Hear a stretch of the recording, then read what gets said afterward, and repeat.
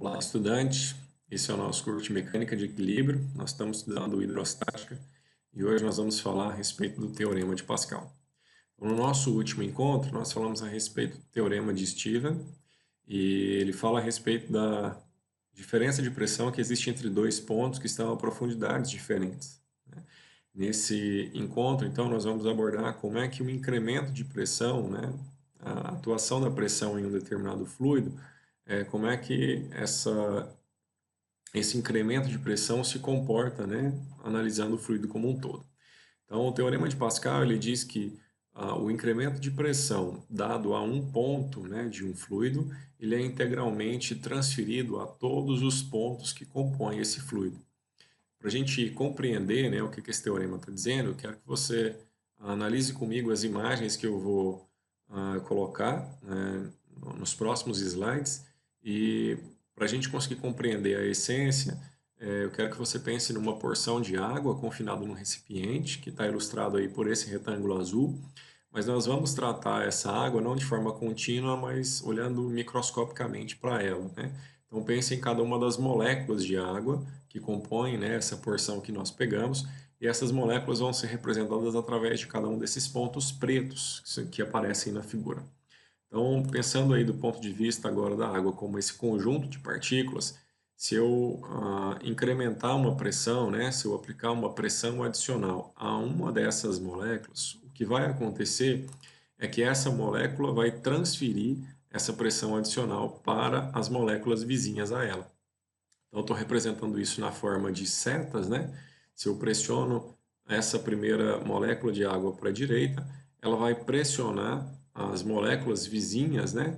Como está ilustrado aí através dessas setas vermelhas.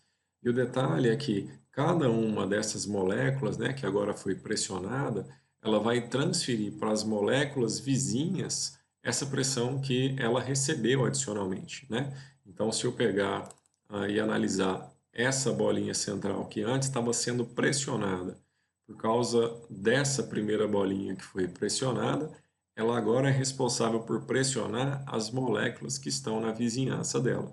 Então, observe que pressionando a primeira camada de moléculas de água foi pressionada e cada uma dessas moléculas da primeira camada pressionou as moléculas da segunda camada. E aí vão pressionar as da terceira, as da quarta, e essa propagação vai acontecer até que todas as moléculas que representam essa porção de água sejam alcançadas, né, sejam pressionadas também. Por isso o teorema de Pascal diz que a pressão que você coloca em um determinado ponto, ela é transferida para todos os pontos do fluido que você está analisando. De forma prática, né, como é que a gente vai analisar isso? A gente vai olhar isso através de um dispositivo chamado de prensa hidráulica, que corresponde a um tubo fechado, né, nas duas extremidades, mas com superfícies que são livres, né, e que podem se movimentar. Então, o que eu estou pensando é um tubo fechado dos dois lados, mas ele é fechado por êmbolos que podem se movimentar no meu desenho para cima ou para baixo.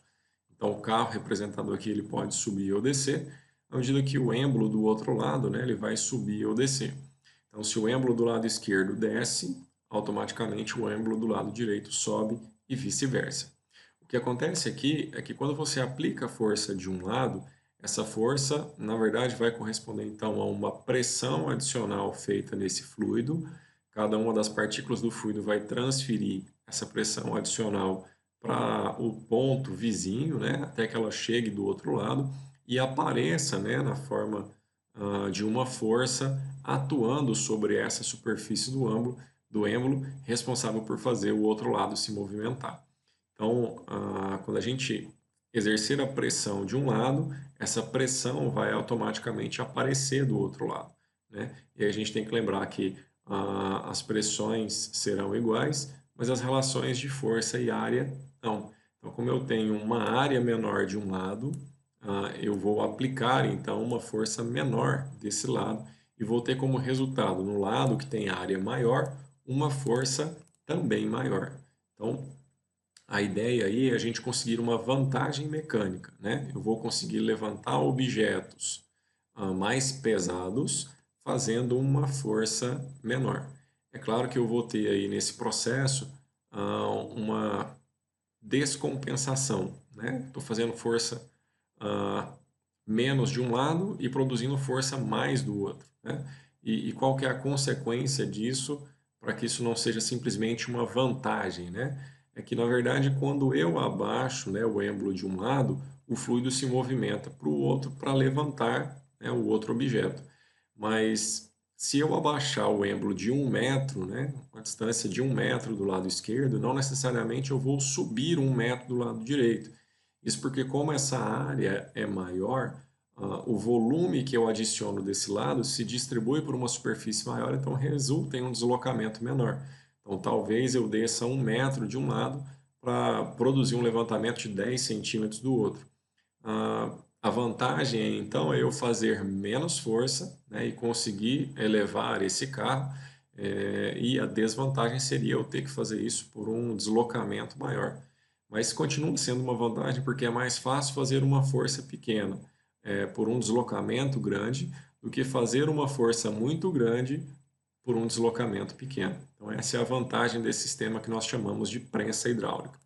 Como exemplo de aplicação, né, para a gente contextualizar isso aí, eu trouxe para você um exercício que diz que um macaco hidráulico, né, uma prensa hidráulica, representado na figura a seguir, sabe-se que as áreas das seções transversais dos vasos verticais são A1 20 centímetros e A2 0,04 metros quadrados. Qual é o peso máximo que o macaco pode levantar quando fazemos uma força de 50 newtons em A1? Então, A1 é essa área menor, nós vamos fazer uma força de 50 newtons sobre 20 centímetros quadrados e vamos produzir uma força que a gente ainda não sabe qual é, nesse êmbolo que tem área de 0,04 metros quadrados. O detalhe dessa questão é que a gente vai ter que converter, né, essa medida de centímetros quadrados para metros quadrados. Essa relação aí, eu vou mostrar no próximo slide, ela corresponde a 0,002 metros quadrados, tá?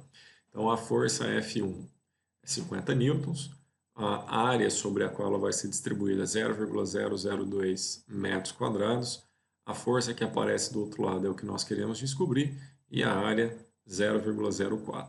Então, resolvendo essa conta, né, uma multiplicação cruzada e resolve o nosso problema, a gente vai encontrar uma força de 1000 newtons. Ou seja, quando eu faço uma força de 50 newtons nessa superfície de 20 centímetros quadrados, eu produzo do outro lado, né, que tem uma área de 0,04 metros quadrados, uma força de 1000 newtons. Ou seja, uma força 20 vezes maior. Ficaria então muito mais fácil, né, levantar esse carro se nós tivermos esse dispositivo. Então, qual que seria a diferença, né? É que o deslocamento de um lado e do outro também é ajustado por um fator de 20, ou seja, a distância que eu tenho que andar, né, desse lado menor é 20 vezes maior do que a distância que será andada desse lado maior.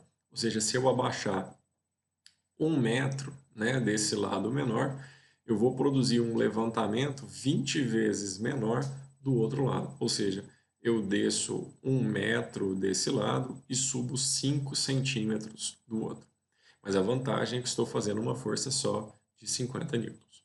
Então, essa é uma aplicação do princípio de Pascal, que diz que a pressão adicional colocada em um ponto de um fluido é transmitida integralmente para ele. Bons estudos e até o nosso próximo encontro.